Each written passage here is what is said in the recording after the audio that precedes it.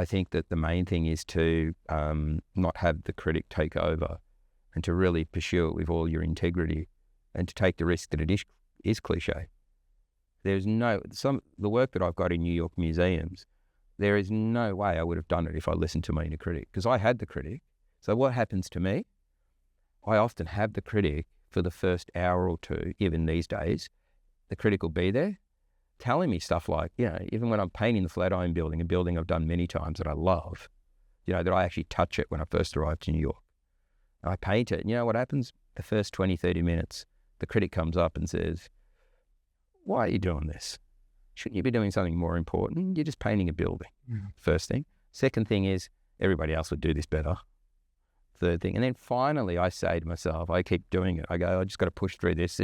And it also comes from a bit of the imposter syndrome, but I think anybody who's serious about it, and also has gone through things in life, our art and our inner creative is to do with ourselves and our heart. And it depends how we've grown up as well, because I think what happens is when you enter that state of creativity, you're tapping into this other world, and depending what kind of human, how you've been constructed, that inner critic can be really noisy and really loud, and you have to find a way to fight through it. But I'll have all these criticisms come up, and then slowly they go away. And what I've noticed is now they're not really there. Like all this work I've done for this new show, the critic I think has popped up maybe once for the whole time. Right. And I remember hearing it and going, I don't need you anymore. What are you doing here again?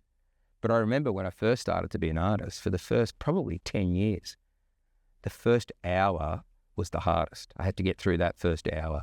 I think that's a really positive place to leave it, or kind of a perfect place to leave it. There's something very hopeful about Absolutely losing your inner critic at some point. It's a great, I'm writing a book about how I got to where I've got to, but also how to be more creative for people that are not creative. And I think that inner critic is really big in us. And, it's funny because it has to leave us at some point, but not completely. I think it's okay to have it there, but I think it's just like I said to you have to have somebody else in there too saying, no, you can do it.